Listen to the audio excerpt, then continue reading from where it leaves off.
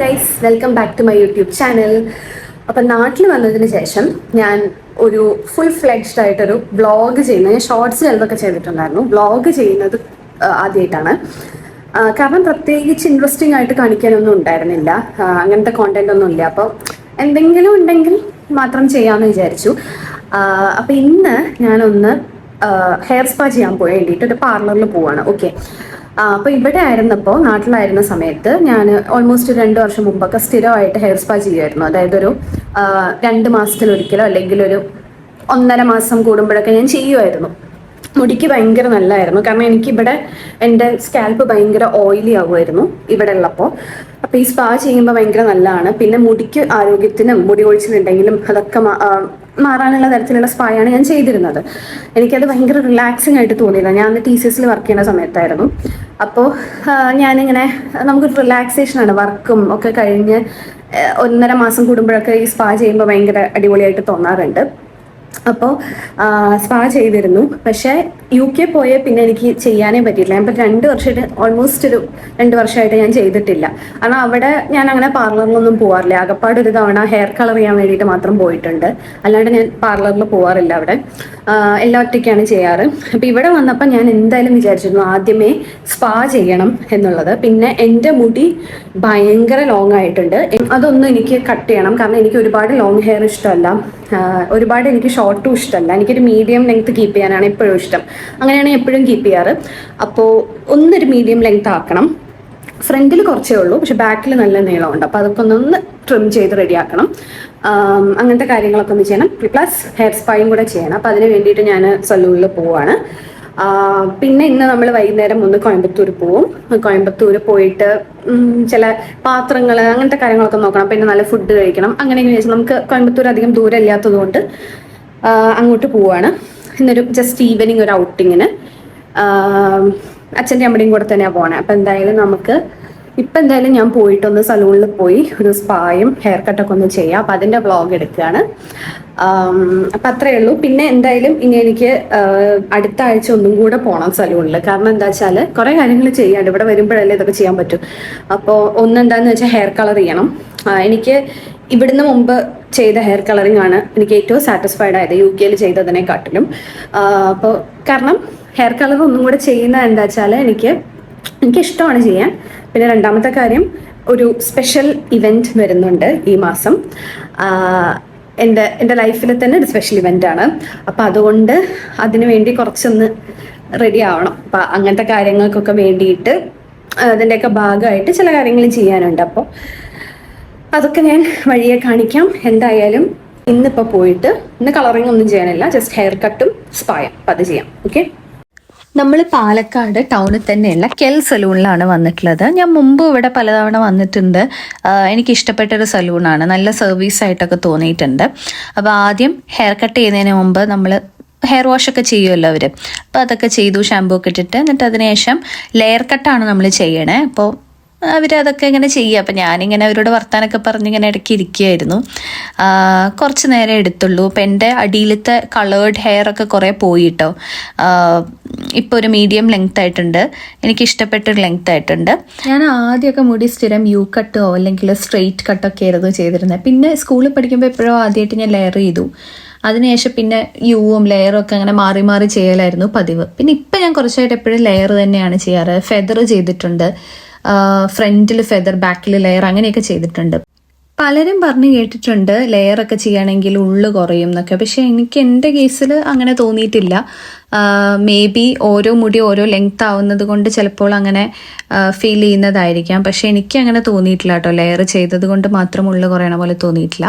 എന്തായാലും ഇപ്പോൾ സ്പാ ചെയ്യാൻ വേണ്ടിയിട്ട് അവർ എനിക്ക് മുടിയിൽ ഒരു ക്രീം ആക്കിയിരിക്കുകയാണ്.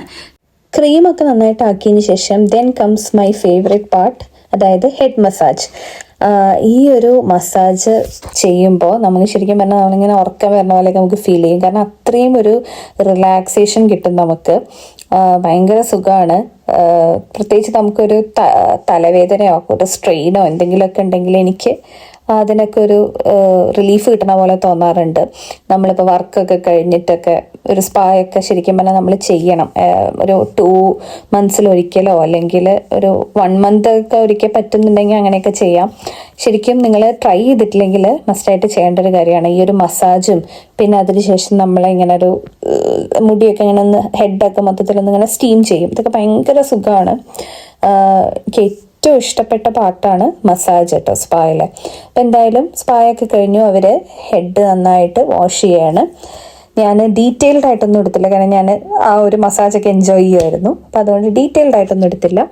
അപ്പോൾ സ്പായൊക്കെ കഴിഞ്ഞു. ഇനി അവർ മുടി നന്നായിട്ട് സെറ്റ് ചെയ്ത് തരികയാണ്. ഇത് ശരിക്കും എനിക്കൊരു much needed spa and hair കട്ടായിരുന്നു. നാട്ടിൽ വന്നാൽ ചെയ്യേണ്ട ആദ്യത്തെ കാര്യമായിട്ട് എഴുതി വെച്ചിരുന്നത് ഈ ഒരു സ്പായാണ്. അപ്പം അതെന്തായാലും കഴിഞ്ഞു. മുടിയൊക്കെ അടിപൊളിയായിട്ട് അവർ സെറ്റ് ചെയ്ത് തന്നിട്ടുണ്ട്. എന്തായാലും അവിടുത്തെ എല്ലാ സ്റ്റാഫിനും എൻ്റെ വക താങ്ക് യു.